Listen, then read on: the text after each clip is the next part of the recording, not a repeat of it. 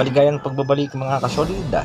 Magic Plania at Romero Duno knockout sa bansang Amerika. Treasure boxing promotion ngiting tagumpay. Naoya Inoue napahiya sa bansang Japan, kaya gusto nang ikasa ang laban kontra Casimiro. Isusunod na daw kay Luis Neri. Para sa ating unang balita mga kasolid, kanina nga lamang ay sumabak itong si Magic Mike Plania at si Romero Duno sa bansang Amerika, pero parehas ngang talo. Muli ngang nagbalik ang ating kababayang si Romero Duno sa ibabaw ng lona at nakasagupa nga ang Mexicanong si Antonio Morana. At dito nga sa bakbakang itong mga kasolid, knockout ang inabot nitong si Romero Duno. Sa katunayan nga ay 2 beses pa itong bumagsak. Panoorin natin mga kasolid ang highlights ng kanilang bakbakada. Sa unang mga round pa nga lamang ay nagpakita naman ng gilas ang ating pangbatong si Duno. Pero pagdating nga sa mga huling round, dito na siya pinabagsak ng kanabang Mexicano at hindi na nga nakatayo ang ating kababayan.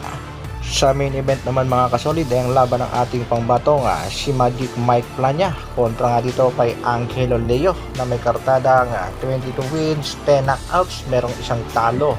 Maganda rin naman ang panimula sa unang round ng ating kababayang si Magic Mike Plania, pero pagdating ng third round mga kasolida, dito na tinamaan ng isang body shot si Kabayana, bagsak at ngingiwi-ngiwi nga sa sakit mga kasolida.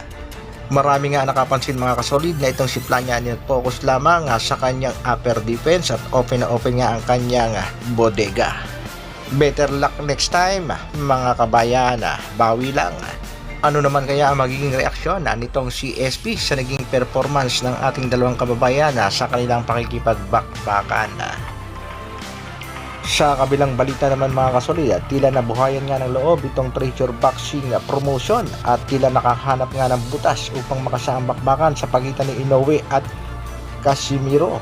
Sa latest interview nga dito sa treasure boxing promotion, Masayuki ito ay nabanggit ito nga malaki ang tsansa nga si Casimiro ang susunod na laban nitong Japanese monster na si Naoya Inoue pagkatapos nga dito kay Luis Pantera Neri, kaya pinaghahanda ang ating pangbatong si Angas ng Pinas.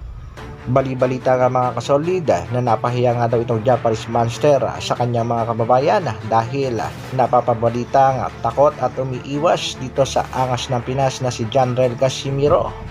Kaya naman nag-request na itong si Japanese monster sa kanyang manager at promoter. Gusto niyang kasahan itong si Cuadro Alas Janrel Casimiro. Bala nga nitong si Naoya Inoue na maikasa ang kanyang laban kay Casimiro. At yan nga ang kanyang nire-request sa kanyang mga promoter.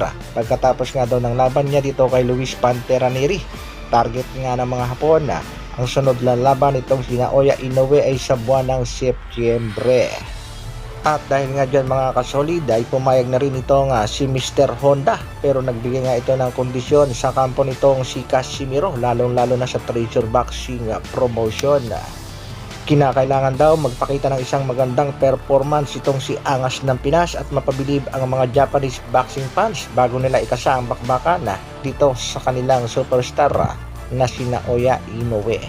Huwag na wag lang daw mauulit ang naging performance ni Alas sa laban kontra Yoshinori Oguni, dahil pag ganyan pa rin ang naging performance ng ating pangbato, mismong itong mga Japanese promoter na ang nagsasabi nga wala nang magaganap na laban sa pagitan ni Alas at ng Japanese monster na si Naoya Inoue. Yan nga ang isang magandang balita ngayon para sa ating pangbatong si Cuadro Alas Janrel Casimiro. Ang tanong ng nakararami, sino ba talaga ang susunod na mga kalaban ng ating pangbatong si Angas ng Pinas? Bakit hanggang sa kasalukuyan daw ay wala pang inilalabas itong mga Japanese promoter patungkol sa laban nitong si Cuadro Alas Janrel Casimiro? Hanggang dito na lang muna mga kasolid. Maraming salamat sa patuloy na pagsuporta at panonood. Isang like naman dyan, at sa mga bagong mapapadaan sa ating munting channel, pasubscribe naman. Mabuhay Dr. Alvin Vlogs. Bro.